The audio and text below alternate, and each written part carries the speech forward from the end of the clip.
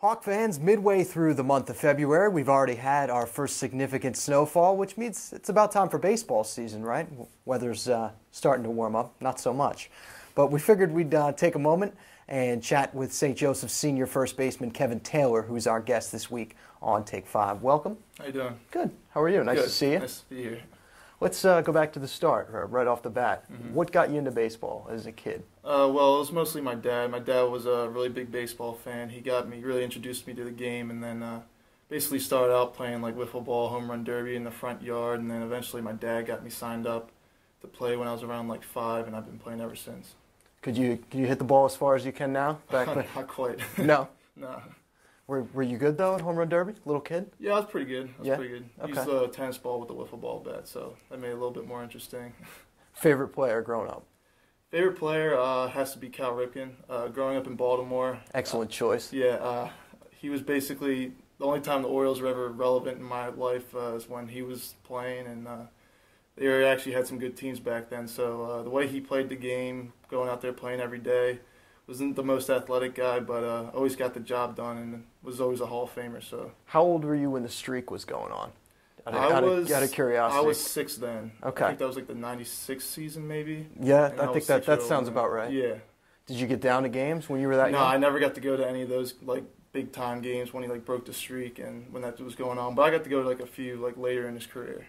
You're a relatively big guy. Looking at you, any other sport that you excelled at as a kid? Anything else that interested you besides baseball? I always liked playing basketball. Basketball was one of my favorite sports, right behind baseball. I played that growing up. I got fortunate enough to play that for 2 years in high school, and that was always like my second love, right behind baseball. You're always one of the bigger guys? Yeah, I mean, going in high school, I was a 6'4" power forward, so like you only go so far doing that. Can you still dunk? Yeah, I can dunk.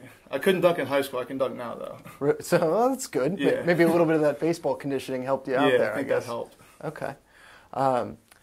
Coming home now to the McGuire campus, getting to play baseball now for the first time in, I think it's over 5 decades. What's that mean to you? Obviously last year, as a senior. Yeah, it's really something special. I couldn't be more excited. People always asking me about the field. I mean, it looks great. Like, they've done a great job with it.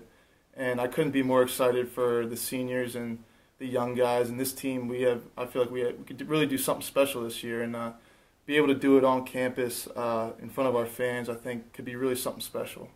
We're looking forward to seeing what you guys can do. Yeah. Final question, usually our wild card.